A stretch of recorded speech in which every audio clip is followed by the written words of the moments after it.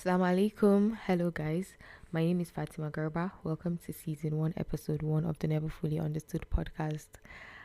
On today's episode, I have Sabeeha Hussain with me. Sabeeha Hussain, aka Dr. Sabeeha. Sabeeha is a doctor, a mom, a sister, a wife, and also a sister of mine. She's the brains behind Chai with Solo Unravel. I don't know if you guys can remember, but in season 1, I think my introduction episode, I spoke about how one of the motivations I got for starting this podcast was Chai with Soul Unravel. I don't know if you guys can remember. Yes, today we have Sabeeha with us. I really enjoyed our conversation. I love how vulnerable we were. And on today's episode, we covered topics like, accepting God's plans, feeling your emotions as they come. That was a very good one, actually. Then we also spoke about having good company, checking on your loved ones, like how I'm just about to check up on you now. Are you guys okay? I hope everyone is doing fine. I am sending you guys love and hugs.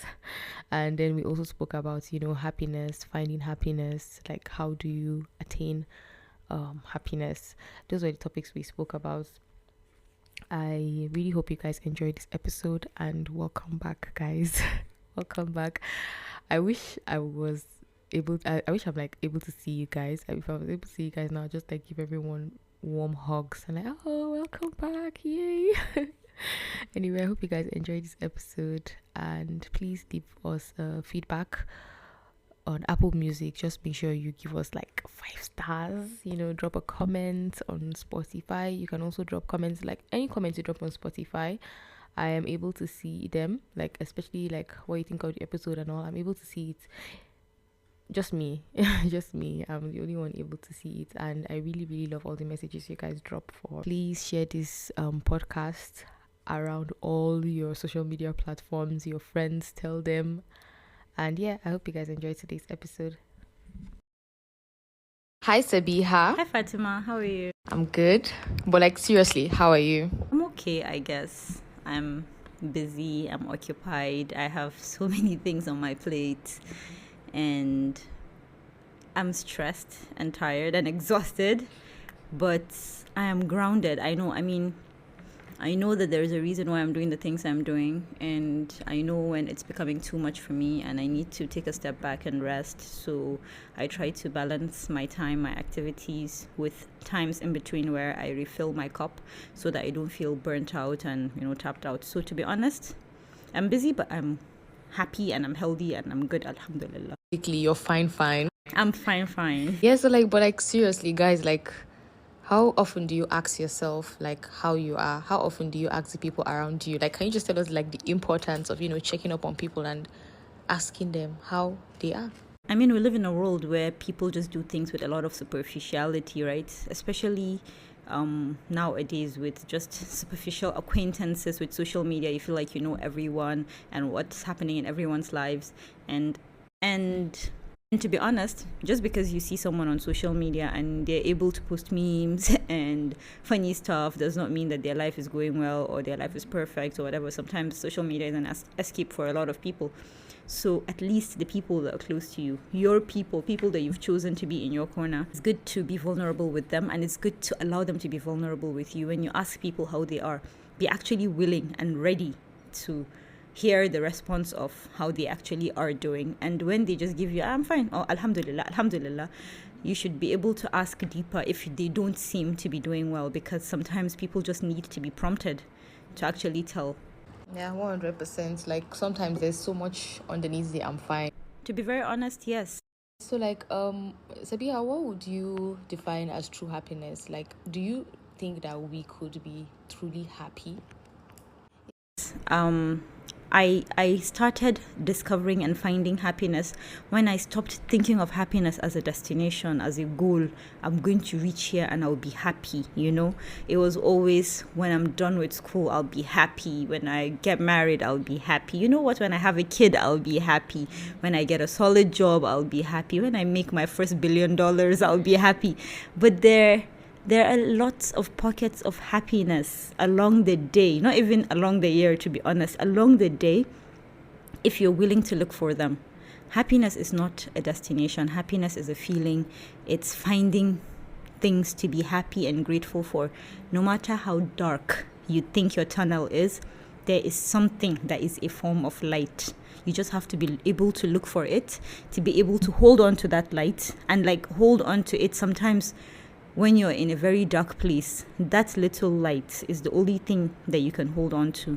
So for me, I look for lights every day, constantly along my day, and it makes me grateful, it makes me centered, it makes me grounded, it makes me feel happy and grateful. So yes, if you carry that kind of attitude along your day, your week, your year, your life, yes, you will be a happy person. Yeah, I think that's so true, because like for me, I just feel like if you cannot find happiness in the simple and the little things, when the big things come, do you really think you'll be happy? No. Like, I don't think so, because it's like when you're at this stage in your life and you know where you're headed to, and like where you are now, you're so content, you're grateful, you're happy. When the big things come, it's just going to be like a bonus for you. And I think it's even the same thing when it comes to like when they're speaking to people about like finding a spouse. It's like, okay, most people look for someone that will make them happy, and it's like, no, make yourself happy. So whenever you meet someone else, it's like a bonus. It's just like the icing on the cake and the whole foundation that you've already created. So yeah, I think we can truly be happy, just like you said, just finding happiness in the little things, day to day, hour by hour. Like that's just true happiness in this dunya, honestly. And to be very honest, even for me, I think it's changed my marriage, knowing that I did not depend on my husband to make me happy. Happiness is a power that I have within me. I am not responsible for his happiness, and he is not responsible for my happiness. This is a power that Allah has given only to me, and a power that I have given, like it is in the hands of Allah, right? So now when we come together as two people that are happy, two people that are grounded, two people that are centered and sure of themselves, together we can be happier. We can, because when someone is not in the right place to accept you even whatever it is you're giving them, it's even happiness. too much. It's too much. It's too much to give one, like to give too much of a burden It's to a very big give burden. someone to give someone the responsibility to make you happy. Like, you can barely deal with your own happiness. honestly, I think even like for people that celebrate birthdays, but there's so many people that I think like before now, I would be one of those people that would be sad on my birthday, and it's because you didn't really get what you thought people like would do for you. But like at the end of the day, who knows what you want if not you? Who is going to get it done for you if not you? So honestly, even when it comes to things like that, I'm the one that's responsible. Like I know what I want on that particular day, whatever it is, I know what I want, so I'm just going to make myself responsible for it. Yeah, that's why whoever invented baby registry, whoever invented baby registries, that person is very, very smart. Yeah. Okay, so like, have you ever had like a life-changing experience that just made you realize that like in this life, it's God's plan. Like you're going to choose God's plan, whatever, like any day, any second, like than your own plan. Like just something life-changing that happened to you that you're like, you know what, like, yeah, Allah, I have given it all to you. Like just take the wheel, take the lead. To be very honest, I've had moments like this at different stages of my life, some a bit too personal to share and some not as personal. And so I'll just give one example of that. It has been with my career, right? So I was the type of girl that was very focused. Everybody knew me as I lived and breathed medicine. I was a doctor's girl. Like I was born and raised by doctors.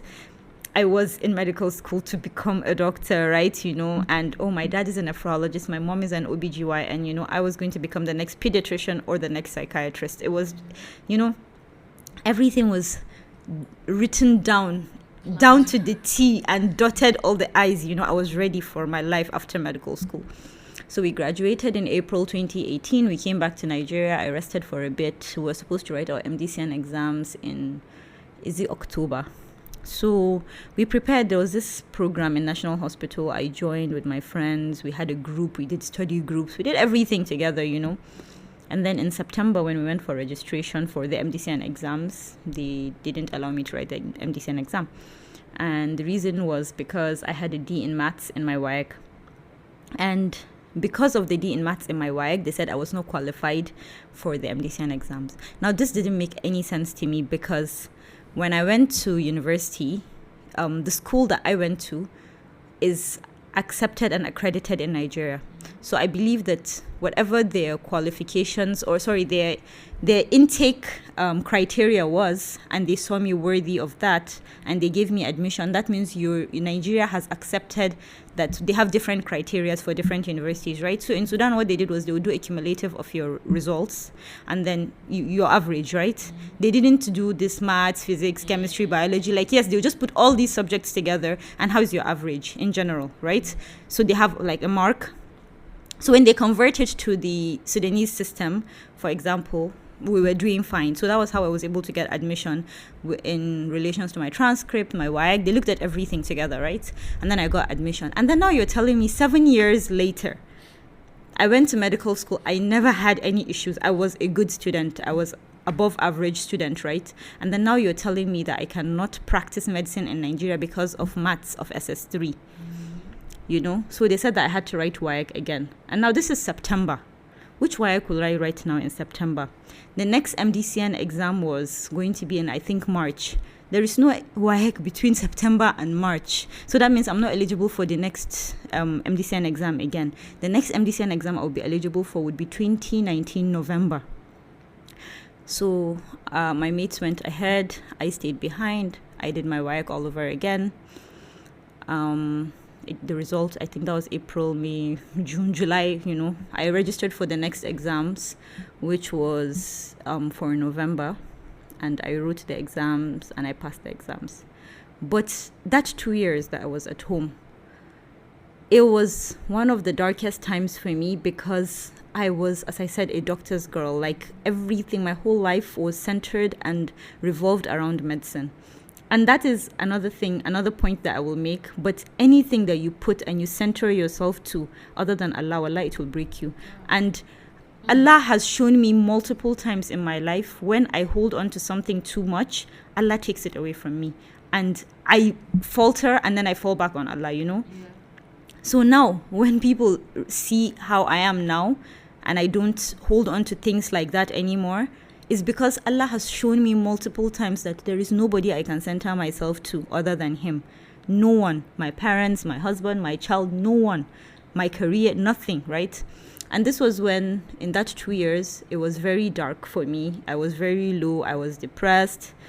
There was just so many things, right? And then that was when I started Chai with Soul Unraveled in 2018, September. That was around the time. Well, so all this, my wallowing in self-pity I did was for like a month. Yeah. And then I realized that I'm not going to sit down for 2 years doing nothing because MDCN thinks I'm not worthy. You know what? I am worthy. I gave myself a pep talk. Yeah. And I started Chai with Soul Unraveled. And to be very honest, it changed my life.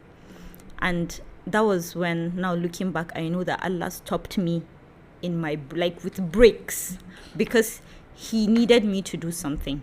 And there was no way I would have done it if I had continued at the path that I was going straight. I was going straight for a career in full-blown medicine, right?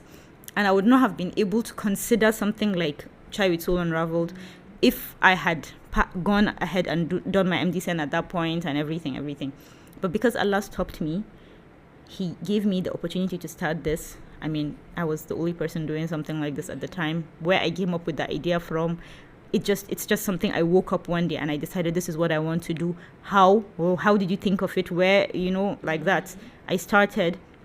And then impacts, like, I mean, the women, there's so many things that Chai has been able to do so far, the lives we've been able to touch, the activities we've been able to do, the things that we've been able to do over the past, like, 4 years. We're in September, 4 years now.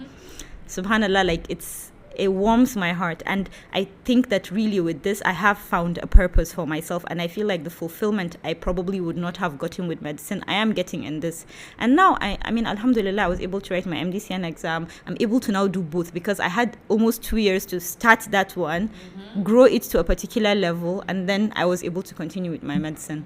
So yes, at different stages of my life, Allah has held me back and shown me His plans are better than mine. He is all-knowing, all-seeing. He is the maker of the plans and executor of them. And to be honest, for us to think that we have power over some things like that is just a joke. 100%. It's not for me too. Whenever these type of things happen to me, but like, trust me to wallow. Like sometimes it breaks me. Like I said in like the last episode that I did for season 1, I said like after the whole field engagement thing, I can't, subhanallah, my iman, it went from, let me not say zero, but like I just felt very disconnected to God, and I said it's back because I just felt like I already said everything. Which prayer am I going to pray again? And it's like my mind was like, when I thought that God could not test me more, he tested me, and like this is like almost a year after the whole thing happened, and I can never, it's like the worst and the best thing that ever happened to me. I've also had a field engagement before, and so I can totally understand to that. And it's also one of the things that Allah has used to take me back to Him. And because that story is personal to share, and I'm not going to go deep into that because it's a long story and all, but it's just in different ways where Allah has better plans for you. Allah knows what you need in life. You know, our knowledge compared to Allah's knowledge is like a drop in the ocean, right? So Allah knows like what we are going to become, who we are going to become, what we are going to do in this world, and the purpose that He has for us in this world. And He's going to choose the right person to give you, for you to do life together with, for you to be able to reach that self-actualization, because you would have married that person and you'll probably be a shadow of yourself, you know. Funny enough, but as in like this whole year has been passing, I think I'm at a space in my life now that I just feel like, I have a lot of healing to do.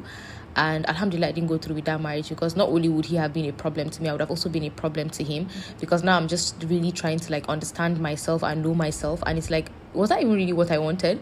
Do you understand? And alhamdulillah, like God took me out of that situation, and now I'm able to filter out what I want and what I don't want. What am I looking for? Just, really knowing myself. And all this wouldn't have happened if God did not just give me that pause, like you said, like those breaks, yeah. So I think alhamdulillah, like God's plan 100%. That's why whenever you're making dua, whenever you're praying, whatever faith you are, for me, I just think it's very important to always tell God, like, if you think this is what is the best for me, like, then give it to me. I want it.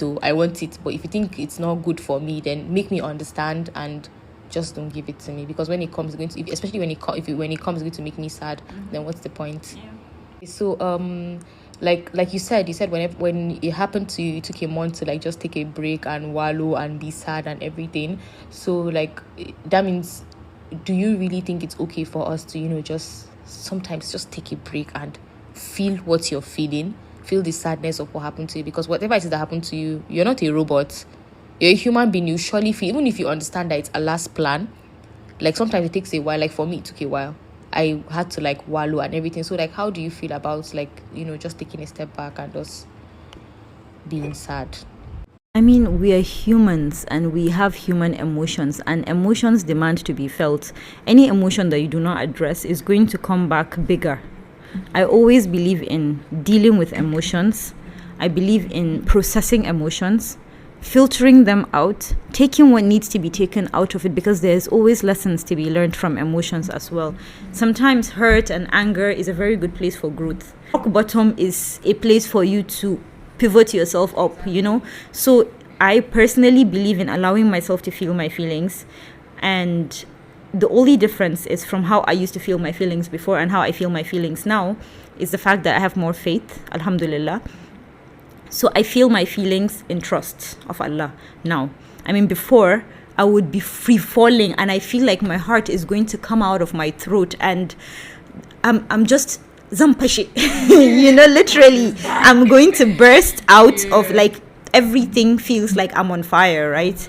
But now my emotions are never in that kind of capacity, and even when they are, I can count how many times I've had these kind of overwhelming emotions, and when I do now, I quickly go into sujood. Like that's the closest you can get to Allah, right? I quickly go into sujood. However I am, I go into sujood and I talk. And I keep talking and I keep making dua like, Ya Allah, quench the fire in me, Ya Allah, whatever it is, I'm talking to Allah, And I'm going to consistently keep doing that. And even if I can't talk, and there are times when you don't have words, and that there are times when, as you said, you've said all the prayers and you don't even know what else to tell Allah. But Allah is the seer of hearts. He's the listener. He's the all-seeing and all. So you just do I do the sujood and I just keep quiet and I let the tears flow and I allow the snot and everything. But it's Allah.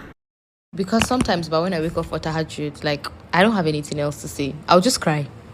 Like I'll just cry, and when I'm done crying, I feel so much better because it's like I don't know what else to do. Honestly, it's like God, you know what? Everything I'm natural Hanuna, like you're in charge now. So just so I think it's really okay to wallow. I am 100% like wallow and heal. Like that's what I'm big on now. How do you take disappointments personally, and like how would you advise others to do the same? And like how did you reach the point that now whenever something is wrong with you, you just go and tell God? Because you said like before you felt like you just wanted to burst, and then like how did you just reach this stage of growth that is like, oh, now God, please take it away? Okay, so there is something that I have realized along the way. It's that, your taqwa and your tawakkul is not something that you develop overnight, to be very honest. You can say that, I have faith, you can say, I have tawakkul, but Allah will test that tawakkul and you realize that, oof, you didn't have nothing. I like 100% because sometimes I'll be like, I thought I was like, oh my God, I believe and everything. Like, what's happening? Yeah, Allah will put you in a position where He will test that belief that you think you have, and these things have happened to me multiple times. And let me say, okay, so when it happened with my MDCN exam, where I told you I wallowed for a month, right? Prior to that, I have wallowed for much longer, and gradually they were becoming less longer in duration and intensity because I was getting to know Allah better. So when you know Allah better, you worship Him better, you have a better connection with Him, you understand His majesty and His magnificence more. This is not something that you can just wake up and just because you grew up, your parents telling you about Islam and that's it. No, you have to discover Allah and discover the Islam for what it is for yourself, right? And build that faith from scratch. So now, along the way, I know that Allah has given me trials. Most of the time, many people do not know anything about, but I have consistently been able to go back to Allah whenever things happen to me. And I'm not saying I don't feel my feelings. I just know that, yeah, Allah, I am feeling all of this and it's only because of you. You are the one that sent it my way and you are the one that is going to ease it for me. And there is something that you want me to find here. Yeah, Allah, give me the ability to see the clarity in it. Let me learn the lesson that I need to learn from this. Let me come out of this trial with Sabrun Jamila. There are just so many things. Today I was listening to a lecture and we keep hearing, and I feel like the more I listen to stories of like the prophets and the Sahabas that came before us, bro, we don't know struggle. We don't know struggle. This is the same Jannah we want to enter with these people. Jannah cannot come on a platter to just everybody. Allah has to test you for you to enter. And Allah has promised to test the people He loves more, right? The more Allah wants to bring you closer to Him, the more He will test you for you to be able to reach. I mean, even in our jobs and in a lot of things, right? You get tests and then you pass and then you go to a higher level. That's how it works. So people that get high level of faith is because they've been tested with high level of tests, Is it like when I listen to the seerah of the prophets, I'm like, hey, subhanallah, just like you said, this is the same gender we're entering with these people. That's number one. Number two is like you feel less alone because there's nothing that you think you've gone through that the prophet hasn't gone through. And not even the prophet only, like there are yes, there are so many people that you will definitely connect with in one way or the other, right? If it's infertility, there are female Sahabas that have gone through these things. I mean, look at Nana Aisha. She never had a child. Do you think maybe she didn't struggle with infertility or the feelings of infertility, for example? I mean, you might not know much about it, but she's a woman that didn't have children, right? Okay, so now what if we're talking about somebody... A woman that didn't have the prophet's children, so you can imagine how she really wanted to have his kids. And then she's somebody that experienced widowhood. I mean, there are people that have lost their spouses and all. Imagine losing the prophet as your husband, Or there are women that went from wealth to poverty. Look at Nana Khadija. She went from having it all. Eating grass. You get. You get to eating grass literally, because that was the struggles that took place for Islam to be what it is and where it is right now. For us to be Muslim right now, people had to go through all of those struggles and suffering. So to be very honest, our trials compared to theirs is nothing. And I'm not saying that I'm dismissing of our pain. Yeah. It's okay for us to feel all of this pain. Now I have learned to become very vulnerable. I've learned to allow myself to cry. I was telling my friend the other day, I try to cry at least once a day, at least now. And it doesn't have to be crying, weeping. It is, I have learned that. My softness and my tears and my ability to allow things to touch me is a strength, is iman. It's softness of the heart, and it's a form of faith for me. The fact that I am able to sympathize and empathize with people, right? So I allow myself to be vulnerable, even if it's once in a day. And usually it has to do with either listening to podcasts related to the deen or something, and just magnificence of Allah is usually what makes me cry, or the struggles of somebody, and all, just there are things that are above and beyond us. When we stop looking at the world as us, we are centering ourselves too much. You start looking at the bigger picture. There is just more to life than yourself. And I have found more strength now as a woman that has been vulnerable and allow myself to be vulnerable. I have found that I am a safe space for women to be vulnerable, because I have found strength in my vulnerability. You can't shame me for my tears. I'm very proud of them, right? And I'm not the type to not be able to control my emotions. I'm very good with controlling my emotions, but also I'm very good at allowing them to freely flow when they need to.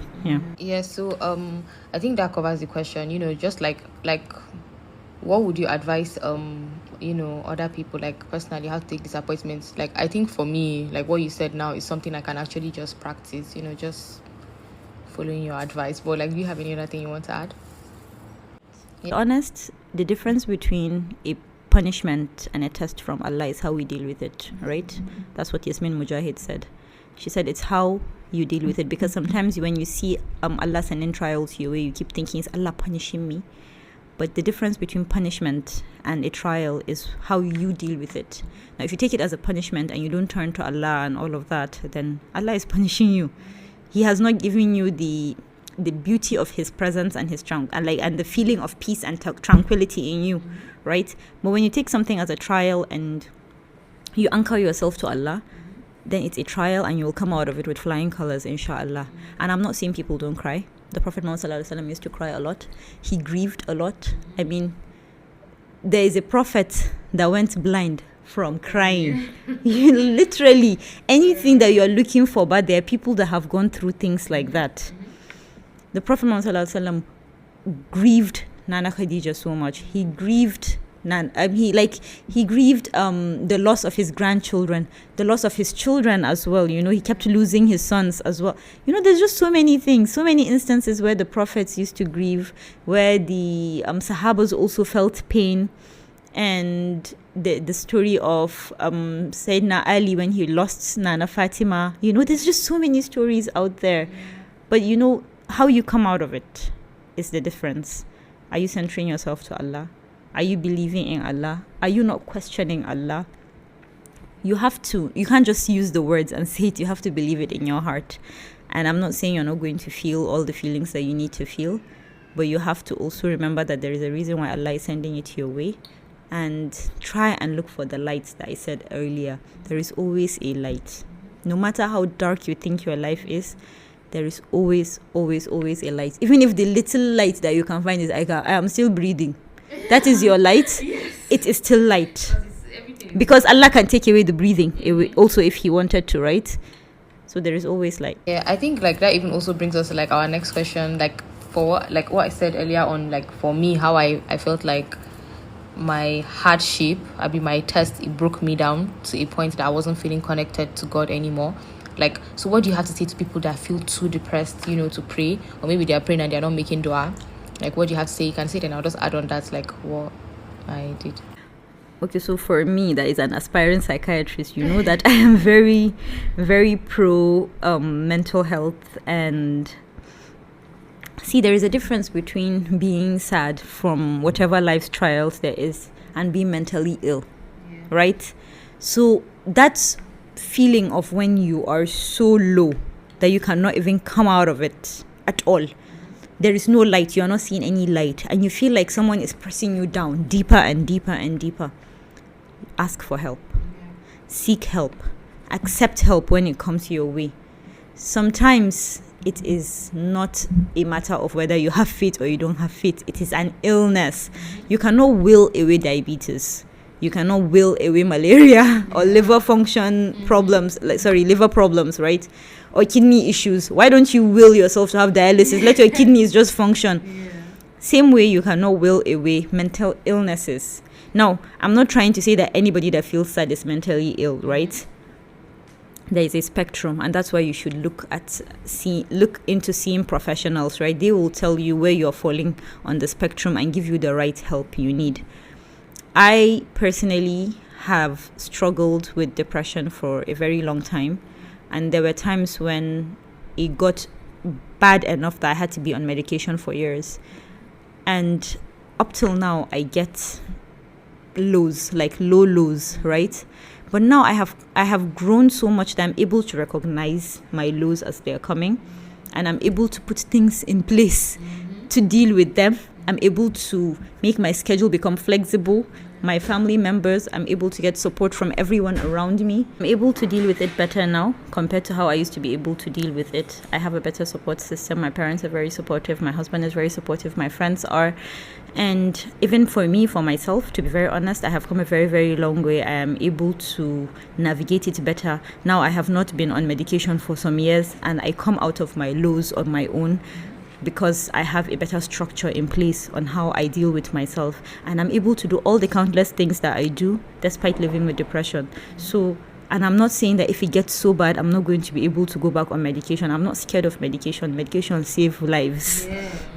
Literally, it's an illness, and if you're able to get help however way you require, take it, accept it, I don't know, depression is hard. And I feel like having experienced a mental illness has made me a better woman. It has made me a more sensitive woman. It has made me more empathic to people and what people go through. And I believe it has made me somebody that people trust even more because I have more capacity for empathy because they don't know. I don't necessarily talk about, this is not something I've talked about before, I believe on my social media, but I know, right?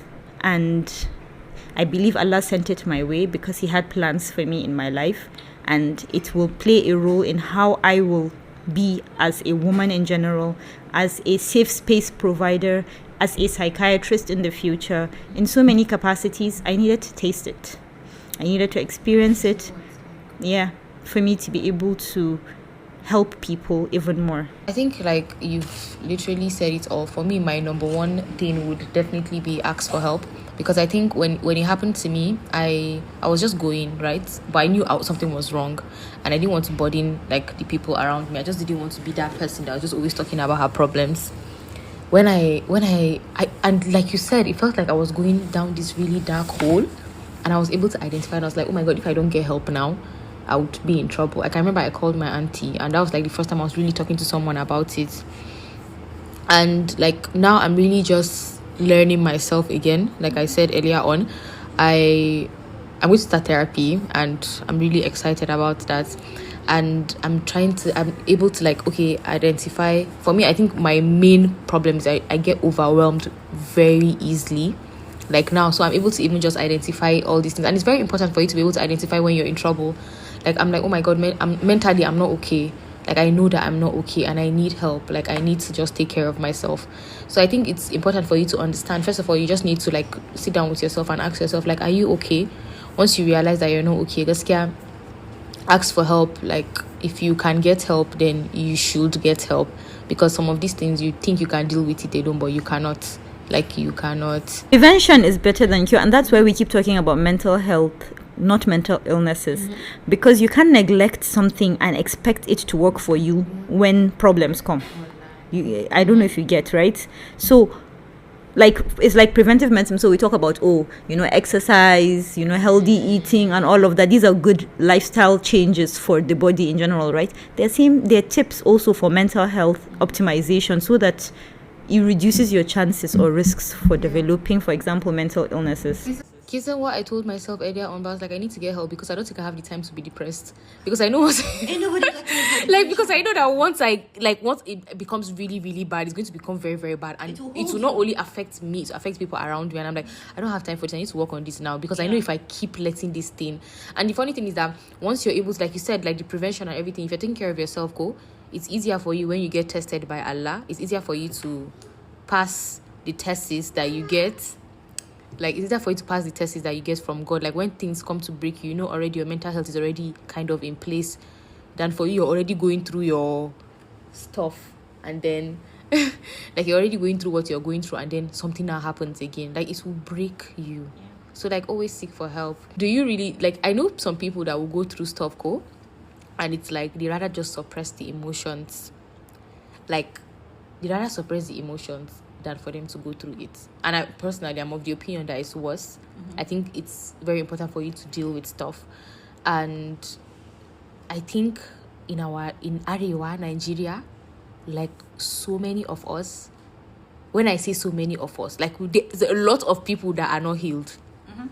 Like, so many things will happen to people and they don't take out time to heal. Even number one for me is when it comes to relationships. Like, you see so many women are married and they're still saying, Malama, I'm in love with my ex, why? And that's because most people will break up with their boyfriends and get married to their rebounds. They will be in another relationship in a week. Thank you. Like, it's like you never really healed and you got into another relationship, and then when all is said and done and everything has settled down, the wedding is over, you realize that because you suppressed this thing, now you're back to your reality and it's coming back up. So, like, I think we need to heal. I don't know, like, personally, I feel like there's just really a lot of healing that needs to be done in our whole community. But what do you think? I already mentioned that I actually believe that any emotion that you suppress, any emotion that you do not deal with and you do not process, it will come back to bite you in the butt, and it's going to come back bigger. It becomes a bigger emotion, and it piles up. It really piles up. So I feel like it's very important to deal with emotions. Emotions can have too much power if you allow them. And for me, processing them as soon as they come is one of the reasons why I don't have big emotions, because I deal with every little one as it comes. So I never give them the opportunity to fester and become big. You shove it under the rug, it will become a snake. Explode, like, boom. Well, like, very big boom. Like, lastly, like, life is hard. We know life is hard. This dunya is hard, So, like, what would you say, about, like, do you think that surrounding, like, the people you surround yourself with, do you think it makes, like, life easier? Like, your company, does it make everything easier? Like, having people that understand you, having people that kind of are going through the same thing as you.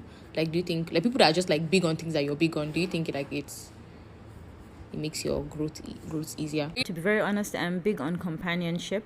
I have amazing friends, and they were handpicked by Allah, to be very honest. Because, see, if I look at my circle, and they say, show me your friend and I'll tell you who you are. If I look at my circle, I can see that Allah did work for no. See that Allah did work to make sure that He has given me the right companions to do life with, right? So yes, the people you surround yourself with can definitely matter. Now, for example, I wear something really nice and I think I look good, and then my friend sees me and the first thing she says is, oh my God, ew. That affects your self-esteem so much, right? Because it's someone that you hold to high esteem. Now, why would you give someone that is not deserving that kind of power? Why would you give someone that is not kind, someone that is not good, that is not conscious of God, somebody that you don't even necessarily like, that kind of power? So yes, my companions, the people I do life with, they might not necessarily be going through the same thing as me. My friends, I don't necessarily go through the same things as they are going through, but we have sisterhood in common. We have empathy for each other and each other's struggles. We have God in common, And see, companions is not just your friends. One of the best decisions that I have ever made in my life, and the best things that Allah has done for me, is the husband that He has given me to do life with. To be very, very honest, alhamdulillah, it is so important, the person that you choose to marry. It's one of the biggest, if not the biggest decision you'll ever make. And I know that people talk about how, marriage is not really an achievement or whatever. And whatever, to each his own. For me, it's a very big thing in my life. It's one of the major things in my life, right?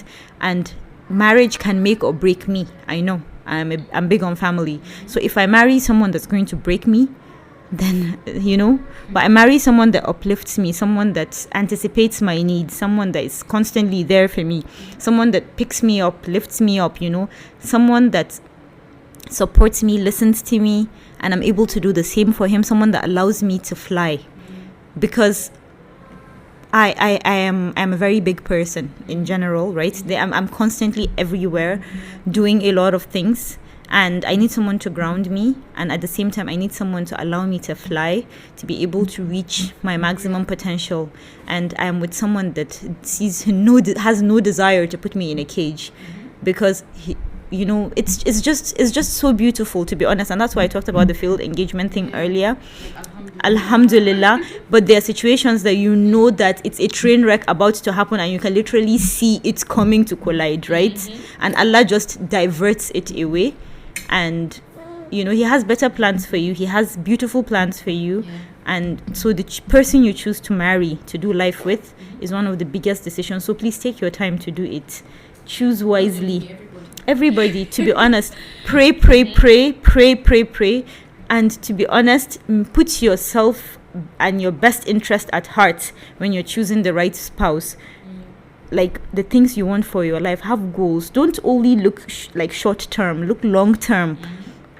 The person I was when I married my husband is not the girl I am right now, and it's not the woman I'm going to be in the next few years, or 10 or 20 years, So look long term. Is this somebody that you can grow with? Is this somebody that will allow you to reach the potentials that you want to reach? Is it someone that will help you get to Jannah? Bro, there are some people that can drag you to hell. So I believe that that's one of the biggest decisions. So yes, be intentional about the companions you're keeping, the friends you're keeping. You can't be keeping bad friends and you'll be thinking that people will think well of you. Do you know, personally, I have refused to work with people, and I will not vocalize it, but there are some people that, even to bring them as guests for chai, right, I filter them in my head, because I don't know them, but I know they're friends. And I'm like, if this person is friends with this person, and this person, and I know them. Some people actually think that it's not really... I don't know if I want to agree fully that show me your friend and I'll show you who you are, Sabeeha. Because there are some people that are not like their friends. It can't be not like all your friends, bro. Yeah, it's like friends. Yeah. There is somebody specifically that I wanted to have on chai, and this person, I think highly of the person, right? But I feel like I don't know that person well enough. But by the time I looked at all the friends that this person keeps, specifically, all of them are shady. All the people I know about this person are shady, right? And probably this person might not be shady, but they've tainted their reputation by associating with all of these people. So be intentional about your crowd. It's an image. It's an image. And apart from that, to be honest, you become the people you're surrounding yourself with. Constantly, if you circle yourself with people that talk about others, you start talking about others. You constantly surround yourself with people that talk about God and are trying to do right by God. You will also start doing right by God. You understand? So we end up becoming the company we keep, whether we like it or not. I think, for strong women... This episode is 3 of us with Namir. Yes. Okay, so I think, honestly, No.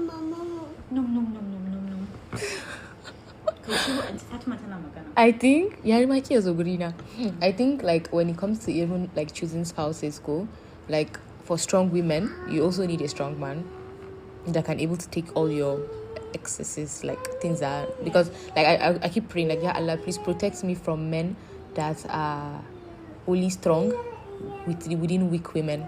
Men that can't even be strong within their own gender. Those are the worst type of men, because they will oppress you, because they can only be strong to you. So like what you said, honestly, it's so important for us to take our time, know who you are, know what you want, and don't compromise on it. Like people keep saying, oh, you're delusional. Yeah, yes, you agree. As far as you can think it, God can give it to you. Like, I think only the things that you cannot think about, then it's not possible. Well, as far as you can think it, then it's achievable. Allah. Nifa aurina fuko, it's like amamuna arena Allah ni. Like, you know if you think Allah cannot give you something, then you've minimized the capacity of God. Articulate everything you want. Like, see, to be very honest, right, when I pray for like my husband or my son or whatever, I bring it down to like the most most ridiculous, most bizarre. See, and Allah can cross all the T's and dot all the I's in your dua, right? And you'll be in shock. You sit down and be looking at your du'as and you'll be like in shock that Allah has, like right now, if you look at your life, you're literally living a du'a that you once made, right? The funny thing is that I watch people's videos and I see them saying that, oh, they made a list. I watched someone's video recently on TikTok and she said she made a list down to the height she wanted of her husband, and wallahi, she got every single thing that she prayed for. And like, I know every relationship comes with hardships and everything, but do you really think I'm going to sit down and be thinking about the hardship? Whatever hardship that is going to come, I'm not going to sit down and think about it. I'm not going to sit down and be like, if I'm imagining my future, I'll be imagining it with the hardship. I mean, I pray about this. No, yeah, because there are some things that you don't think is a problem, but you have to just say, yeah, Allah, if you know this is going to be a problem for me, like, please, I don't want it. Yeah, I think that's like the end. But like, I want to ask you one last question. Like, what is one misunderstood thing about you?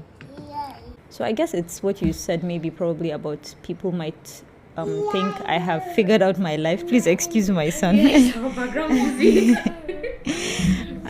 So yeah, I believe people think I have my life figured out. As you can hear, I don't have my life figured out.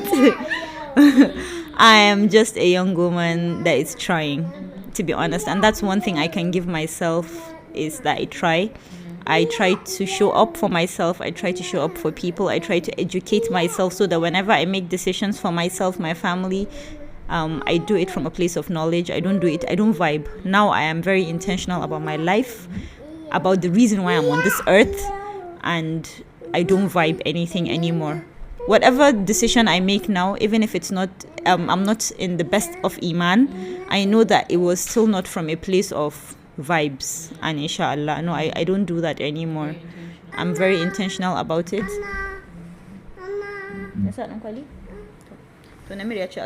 So yes, I'm so much more intentional about my life right now, and maybe that comes off as me having figured out everything about my life, but no, I'm enjoying every stage of my life as it comes. That's one thing I know for sure.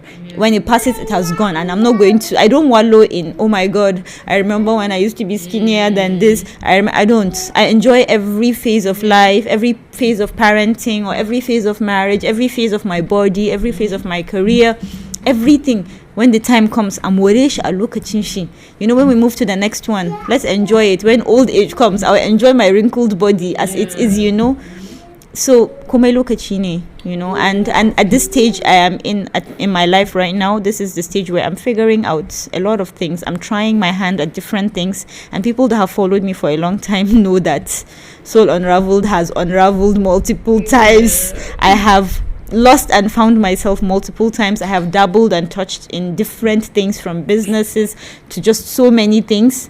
And that's part of life. I mean, that's okay. We're in our 20s, 30s, that's what we're supposed to do.